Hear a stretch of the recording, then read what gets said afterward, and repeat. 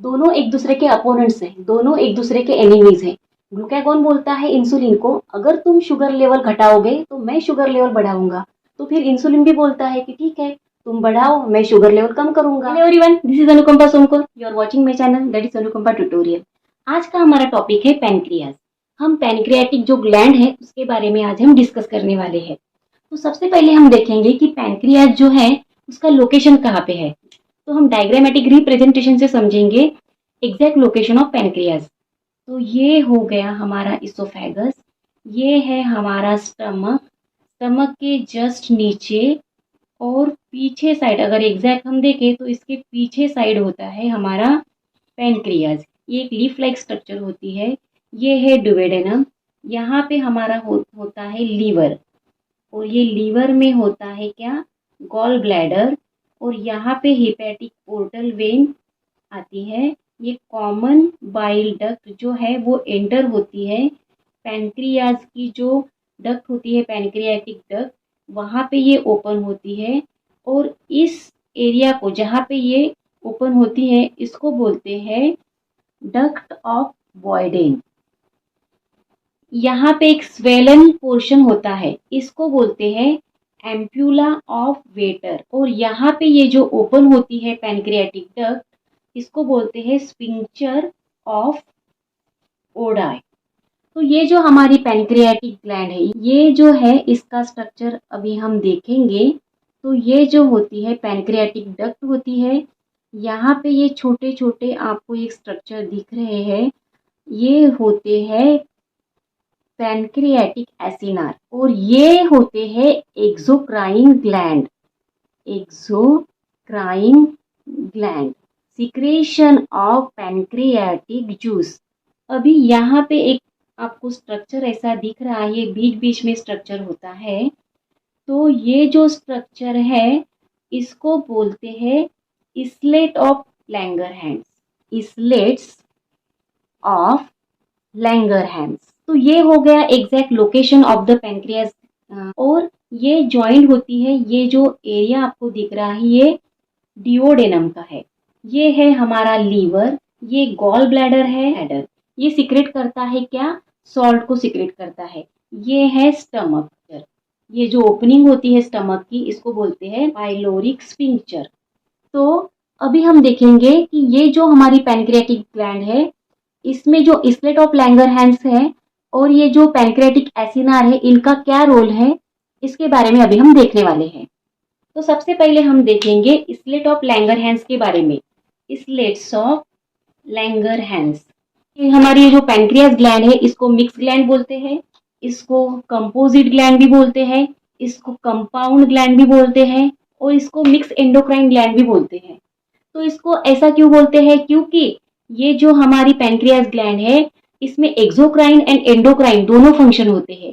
Exocrine means duct through secretion and endocrine means direct secretion जो होता है blood में। जो पैनक्रियाज है ये दोनों ग्लैंड इसमें होती है, exocrine gland and endocrine gland. तो एक्सोक्राइन ग्लैंड जो होती है वो digestive juice that is pancreatic juice secrete करती है, और एंडोक्राइन ग्लैंड जो है वो हार्मोन सिक्रेट करती है। तो हार्मोन कहाँ से सिक्रेट करती है, वो इसलेट ऑफ लैंगरहैंस जो टिश्यू होते हैं पैनक्रियाज के अंदर उससे वो हार्मोन सिक्रेट करती है। और एक्सोक्राइन ग्लैंड में जो पैनक्रियाटिक एसिनार जो टिश्यू होते हैं उससे वो क्या करेंगी, पैनक्रियाटिक जूस सिक्रेट करती है। अभी हम देखेंगे इसलेट ऑफ लैंगरहैंस। इसलेट ऑफ लैंगरहैंस है, इसमें 4 टाइप के सेल्स पाए जाते हैं। एक है अल्फा सेल। अल्फा सेल जो है वो ग्लूकागॉन सिक्रेट करते हैं। और एक होता है बीटा सेल। बीटा सेल ये हमारा इंसुलिन सिक्रेट करता है। गामा सेल जो कि inhibit the secretion of alpha and beta. एक होते हैं PP cell that is pancreatic polypeptide. ये जो गामा सेल होता है ये सोमैटोट्रोपिन हार्मोन सिक्रेट करता है। ये क्या करता है, इनहिबिट करता है अल्फा एंड बीटा सेल्स के हार्मोन को। फिर ये जो पीपी सेल है इसको पैनक्रियाटिक पॉलीपेप्टाइड बोलते हैं। ये क्या करता है, इसको इनहिबिट करता है, सोमैटोट्रोपिन जो हार्मोन है इसको इनहिबिट करता है। कि ये क्या करता है, इनहिबिट द डाइजेस्टिव जूसेस। तो अभी हम फिर से देखेंगे कि जो अल्फा सेल है वो ग्लूकागॉन सीक्रेट करते हैं। ग्लूकागॉन ये क्या करता है, ग्लाइकोजिनोलिसिस करता है। ग्लाइकोजिनोलिसिस मीन्स क्या होता है कि ये क्या करता है, ग्लाइकोजन का ब्रेकडाउन करता है, ग्लाइकोजन ब्रेकडाउन इनटू ग्लूकोज। और क्या करता है, इससे क्या होता है कि ये रिलीज होगा ब्लड में और ब्लड का शुगर लेवल बढ़ेगा। और इसका एक काम है ग्लूकोनियोजेनेसिस। ये क्या करता है, जैसे नॉन कार्बोहाइड्रेट्स जो प्रोटीन्स होते हैं, जो पायरुविक एसिड होती है या फिर लैक्टिक एसिड होती है, जब हम फास्टिंग कंडीशन में जाते हैं, जब हम स्टार्वेशन में जाते हैं, तो क्या होता है कि जो भी स्टोर हमारे अंदर प्रोटीन होता है वो प्रोटीन कन्वर्ट होता है ग्लूकोज में और हमको एनर्जी मिलती है। तो ग्लूकागॉन क्या करता है कि ग्लाइकोजन ये स्टोर हाउस होता है लीवर का, तो वहां पे उसके रिसेप्टर्स होते हैं ग्लूकागॉन के, तो वो क्या करता है ग्लाइकोजन को ब्रेक डाउन करता है ग्लूकोज में और हमारे ब्लड में वो ग्लूकोज एंटर होता है। एग्जैक्ट इसके रिवर्स काम होता है हमारे बीटा सेल का। बीटा सेल क्या करता है, इंसुलिन प्रोडक्शन करता है। मीन्स ये क्या करेगा कि हमारे ब्लड में अगर ज्यादा अमाउंट में ग्लूकोज दिख रहा है तो वो ग्लूकोज का लेवल कम करेगा। तो ये कैसे कम करता है, तो इसके जो रिसेप्टर्स होते हैं वो लीवर में होते हैं और एक एडिपोसाइट्स में होते हैं जो हमारे ब्लड में प्रेजेंट रहता है। तो वहां पे ये क्या करता है कि ग्लूकोज को स्टोर करके रखता है, मीन्स सेल में ये स्टोर करके रखता है। अगर ये सेल्स में ग्लूकोज को स्टोर करके रखेगा तो ऑब्वियसली ब्लड का जो ग्लूकोज लेवल है वो डाउन हो जाएगा। तो इंसुलिन का काम क्या है, ये ब्लड में ग्लूकोज का लेवल कम करता है। ग्लाइकोजन एंड इंसुलिन ये एक दूसरे के अपोनेंट्स है, एनिमीज है। ग्लाइकोजन बोलता है इंसुलिन को, अगर तुम शुगर लेवल कम करोगे, घटाओगे, तो मैं शुगर लेवल बढ़ाऊंगा। तो इंसुलिन बोलता है ठीक है, अगर तुम शुगर लेवल को बढ़ाओगे तो मैं भी शुगर लेवल को घटाऊंगा। ब्लड का शुगर लेवल मेंटेन होता है। अगर हम गैमा सेल की बात करते हैं तो गैमा सेल क्या करता है, इनहिबिट करता है ग्लूकागॉन एंड इंसुलिन हार्मोन को। तो सोमेटोट्रोपिन हार्मोन भी बोलते हैं। सोमेटोट्रोपिन मीन्स इनहिबिट करता है ग्रोथ हार्मोन को और इसका सिग्नल हमको कहाँ से मिलता है, हाइपोथैलेमस से मिलता है। अगर हम पीपी सेल की बात करें तो ये पैनक्रियाटिक पॉलीपेप्टाइड है। ये क्या करता है, इनहिबिट करता है सोमेटोट्रोपिन को और ये क्या करता है, इनहिबिट करता है डाइजेस्टिव जूसेस। जो भी हमारे डाइजेस्टिव जूसेस है उनका अगर सिक्रेशन ज्यादा हो रहा है तो इनको इनहिबिट करने वाला जो होता है वो पीपी सेल होते हैं, पैनक्रियाटिक पॉलीपेप्टाइड बोलते हैं। तो ये हो गया रोल इसलेट ऑफ लैंगरहैंस का। अभी हम देखते हैं पैनक्रियाटिक एसिनार। पैनक्रियाटिक एसिनार, ये जो पैनक्रियाटिक एसिनार है इसमें ये पैनक्रियाटिक डक्ट होती है, अभी हमने डिस्कस किया, और यहाँ पे होता है ऐसा एक स्ट्रक्चर, इसको बोलते हैं पैनक्रियाटिक एसिनार। तो ये जो पैनक्रियाटिक एसिनार है ये सिक्रेट करती है पैनक्रियाटिक जूस। तो ये पैनक्रियाटिक जूस में होते हैं डाइजेस्टिव एंजाइम। हमको पता है कि 30% हमारा स्टार्च का डिग्रेडेशन हमारे माउथ में होता है, हमारे बकल कैविटी में होता है। तो क्या होता है कि वहां पे अमाइलेज एंजाइम होता है। हमारा सलाइवा जो है उसका पीएच 6.8 होता है। तो 6.8 पे हमारा जो अमाइलेज एंजाइम है वो एक्टिवेट होता है और वो स्टार्च का डिग्रेडेशन स्टार्ट करता है। तो स्टार्च का वहां पे 30% डिग्रेडेशन होता है। फिर बाकी का जो डिग्रेडेशन है वो किससे होता है, वो कहाँ पे होता है, तो ये डाइजेस्टिव एंजाइम्स है। मीन्स इसको पैनक्रियाटिक वो 70% यहाँ पे डाइजेशन होता है। तो जैसे ही हम खाना खाते हैं हमारा 30% डाइजेशन हमारे ओरल कैविटी में होता है। फिर वो जो फॉर्म होता है, जो फूड है, उसको बोलस कहा जाता है और वो हमारे इसोफेगस थ्रू हमारे स्टमक में आता है। जब वो हमारे स्टमक में आता है तो यहाँ पे डाइजेस्टिव जूस सिक्रेट होते रहते हैं हमारे स्टमक में और फिर वो बोलस जो है और फिर हमारा डाइजेस्टिव जूस जो है वो मिक्स होके काइम बना लेते हैं। जो भी चीज वो बनाएंगे उसको काइम कहा जाता है। प्रोटीन का डाइजेशन बकर कैविटी में नहीं होता, प्रोटीन का डाइजेशन यहाँ पे स्टमक में स्टार्ट होता है। और ये जो काइम होता है वो हमारे डुओडेनम में आता है, ये है डिओडेनम। तो ये डिओडेनम में आता है और यहाँ पे हमारी पैनक्रियाज ग्लैंड होती है। तो पैनक्रियाज से क्या होगा कि पैनक्रियाटिक एंजाइम सीक्रेट होंगे और वो जो एंजाइम होते हैं वो इनएक्टिव फॉर्म में होते हैं, मीन्स वो एक्टिवेट नहीं होते। तो इसको एक्टिवेट करने वाला ये जो हमारा डुओडेनम है यहाँ पे होता है एंटेरोकाइनेज एंजाइम। एंटेरोकाइनेज एंजाइम क्या करता है, ये जो पैनक्रियाटिक एंजाइम है ये जो इनएक्टिव फॉर्म में है इसको एक्टिवेट बनाता है, मीन्स एक्टिवेट करेगा।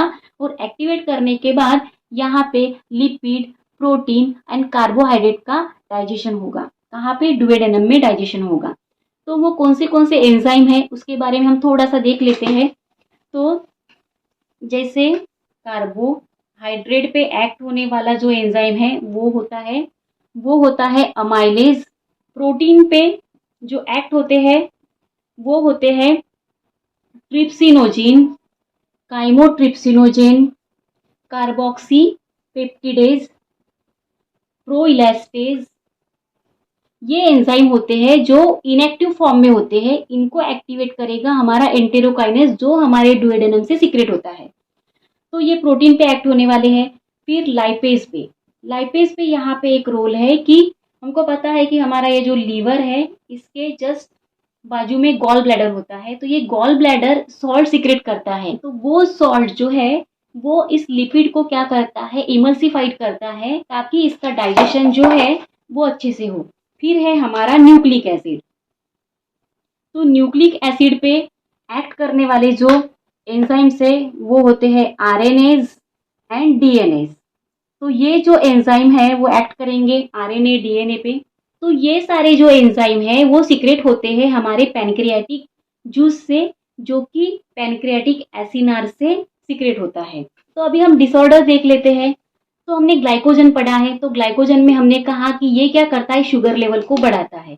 तो उस कंडीशन को बोलते हैं हाइपर ग्लाइसेमिक कंडीशन। और इंसुलिन क्या करता है, शुगर लेवल को घटाता है, उसको बोलेंगे हाइपोग्लाइसेमिक।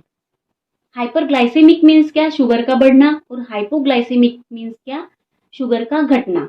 तो क्या होता है कि आपने डायबिटीज मेलाइटस सुना होगा। तो डायबिटीज मेलाइटस में क्या होता है कि शुगर लेवल क्या होती है, वो भी दो टाइप का होता है। एक टाइप 1 होता है, एक टाइप 2 होता है। तो टाइप 1 का जो होता है वो 20 ईयर्स के बिलो के पीपल्स को होता है, और टाइप 2 जो होता है वो 40 ईयर्स के अबाउ पीपल्स को होता है। यहाँ पे क्या होता है कि इंसुलिन के जो रिसेप्टर्स हैं वो ही गायब हो जाते हैं। मीन्स इंसुलिन रिसेप्टर्स जो होते हैं वो यहाँ पे रहते नहीं। इसीलिए क्या होता है कि सिग्नल मिलता नहीं और इंसुलिन का प्रोडक्शन होता नहीं।